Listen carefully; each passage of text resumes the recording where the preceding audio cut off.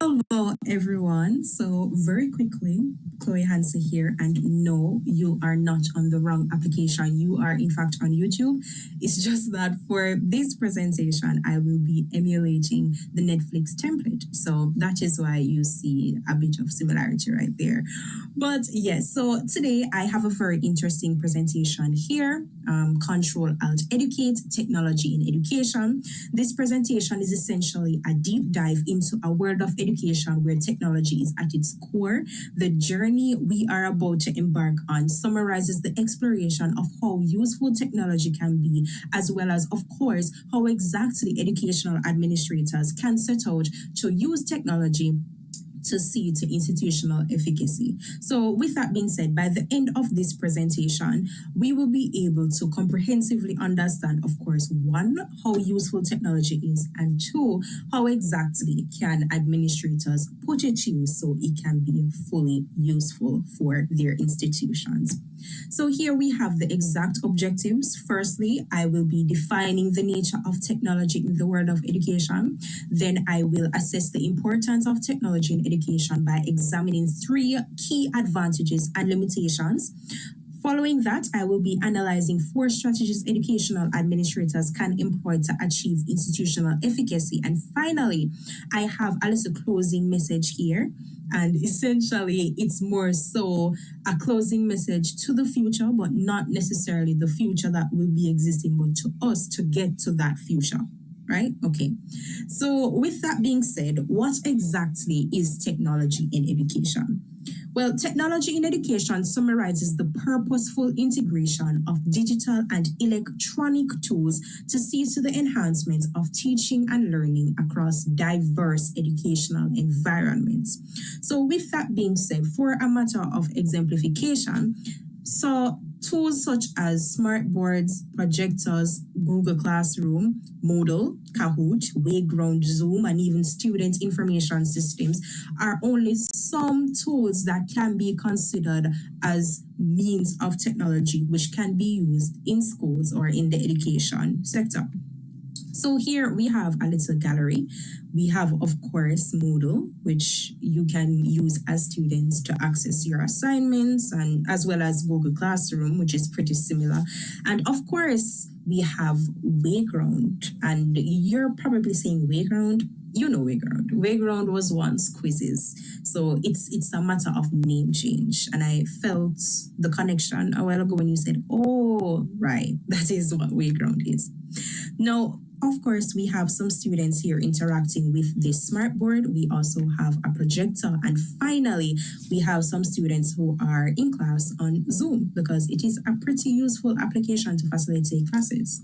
So with that being said, we know what technology looks like, but is it really important? And I can confidently say, yes, it is really important because at the end of the day, technology not only aids teachers in creating inclusive and effective classrooms for preparing students for success, but also can be an amazing catalyst for overall school operation and ensuring that it's actually efficient. So yes. And with that being said, I think it's a perfect segue really into the advantages and disadvantages of technology in education. I mean, off the top of my head, really and truly, I would want to say these are the strongest. They are. I looked through many articles, and these are the strongest that I was able to find.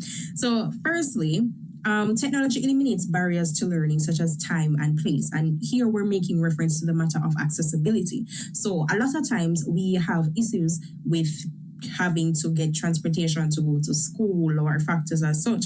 But in this case, with technology, you have applications which are right on our phones or which are right on our laptops, and we can easily access them. So that's the reason why we can say that technology eliminates time and place, because it doesn't take long to access them either.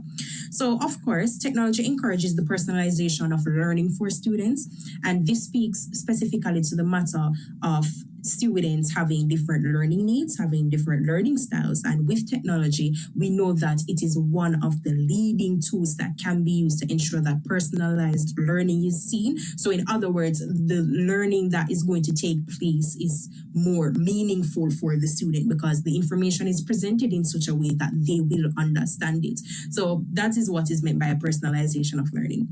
Of course, communication between stakeholders in the education world is also maintained. I mean, teachers can communicate with other teachers very easily with technology.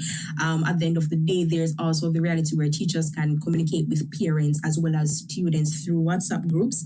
Of course, principals or administrators can communicate with other administrators because when you look at applications such as a LinkedIn, where you have professionals who are highlighting where they've given service as professionals, what they've done there, you as an educational administrator, you may have an issue that this individual may have and they have solved, and you can reach out and say, hey, I see you spoke about rectifying the issue with this, and I just want to know how exactly did you put it in place, and you can make your institution a better version of itself.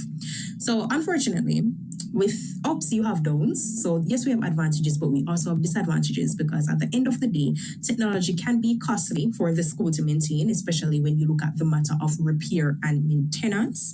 Yes, I mean, you're working with kids or students. So because of that, when technology is in the mix, you have to be very careful and anything can happen and something will have to be repaired. On top of that, just looking at the service that is involved, I mean, Wi-Fi, which you're paying for, and there are some machines that need servicing throughout its lifetime. So that's the matter there. Of course, technology may create a system of over-reliance in staff, which may stifle professional growth.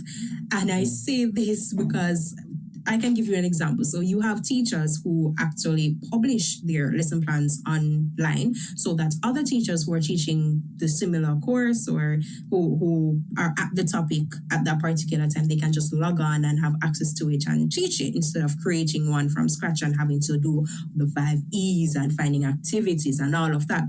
But it gets to a point where teachers become so reliant on it that they lose the touch of creativity that is usually seen that comes with creating lessons. And it's seen where the lessons that are created are not in touch with their students either, because you have to understand that the teacher created that particular lesson plan that you as a teacher are using for a different set of students. So different audience, different needs, and now you're just taking it and applying it. You can see where learning can be challenged as well.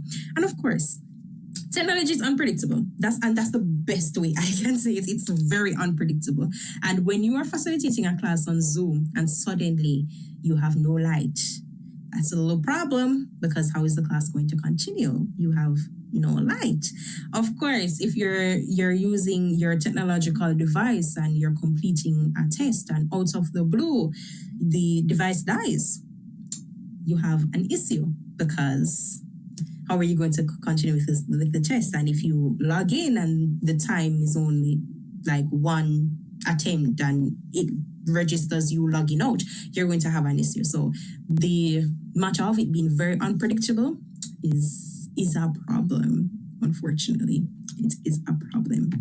So with that being said, even with the advantages and the disadvantages, or more so, even with the existing disadvantages, it's still encouraged that educational administrators utilize technology when they're operating their institutions, because at the end of the day, the challenges will be there, the disadvantages will be there, but it's a matter of you being strategic with its operation. So with that being said, there are actually some factors here that educational administrators can emulate to ensure that they incorporate technology in their schools and their students are able to learn and overall betterment is seen. So firstly, the matter of incorporating blended learning in the school system. Now, I mentioned this one in particular because I do believe that blended learning is very useful. I don't think it's something that should be situationally based. And I say that because in Jamaica, unless there is like an incoming natural disaster or their COVID-19, for example, you don't necessarily see this, but it is actually quite useful because administrators can assist teachers to create flexible, engaging, and personalized learning experiences, which allows students to access learning far better. And I mean, there are other benefits, because if you're looking at blended learning, then that means that the students will not be coming in every single day. So of course there will be a reduction in cost to come to school. So you see, it is a win-win.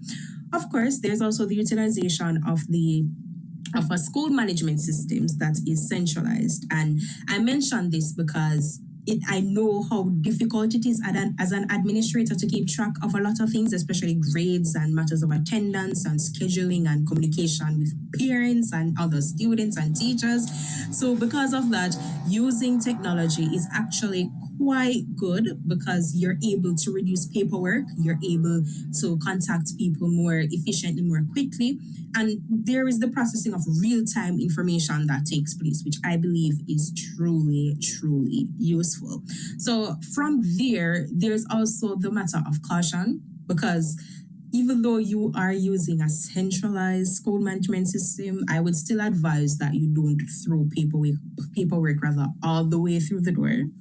Yes, don't do that. Anything can happen. Remember, I told you that technology is very unpredictable, right? So ensure that as you are going through with your computation, you have physical copies, paper copies of factors as communication and grades and attendance. So yes, of course, I think this is a very important one, and it is the modeling of technology use as administrators, because at the end of the day, if you're not presenting the knowledge or use of technology as an administrator, you can't expect the members of your staff to do that. No, it's going to be difficult. And I know this is not the best term that we can use, but it's a matter of monkey see, monkey do, right? So because of that, because of using technology, whether if you know you have a meeting, see if you can have it online. If you know that you're going to go to speak to your teachers, carry a PowerPoint, like spice it up with technology. And teachers will be encouraged to adopt similar practices, and of course, will create an overall culture that is tech friendly. Of course, there's also the matter of encouraging professional development for teachers and staff. Like, this is very important, because it is unfair for you to expect teachers or the members of your staff to know how to use technology, and you don't have any framework, you don't have workshops, you don't have seminars, you don't have online courses that you give them access to, that they can follow up to essentially familiarize themselves with technology, and of course remedy any issues that they may have. And of course, the final one, stay up to date with emerging technology. Technology is like science. And a lot of people say, oh, science never changes. But I really don't know where that came from, because a lot of times when it comes to science, you can do something today and then you experiment with it again tomorrow and it's different. It's the same with technology. The matter of evolution, right? That is true. So stay informed. Assess which technological tools are relevant, which are able to be applied rather to your school based on the nature of your school, and implement innovations to use them, and do so very early. Don't wait until the last minute or until you have a whole problem dealing with. That's when you choose to run to the front with, oh, I have something. No, don't do that. So stay up to date and go early. So with that being said, we are at the closing message. So as we consider the future of global education systems, there's something very important that we should champion, and that's technology. Not only as a supporting tool in education, but more so a tool that is at the center of education. So as I said before, challenges will be seen. However, when strategically used, true institutional effectiveness will be achieved. And I want you to understand that as I'm making reference to the future, I'm not speaking about 50 years from now or a century from now, but instead tomorrow. Tomorrow is the future.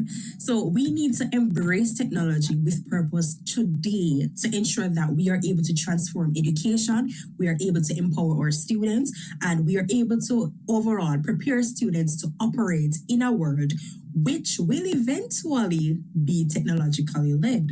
So am I jumping the gun in saying that? I think not, but I think I will leave it there. So we are at the end of this presentation. Do let me know in the comments if you have any other strategies, any other advantages or disadvantages.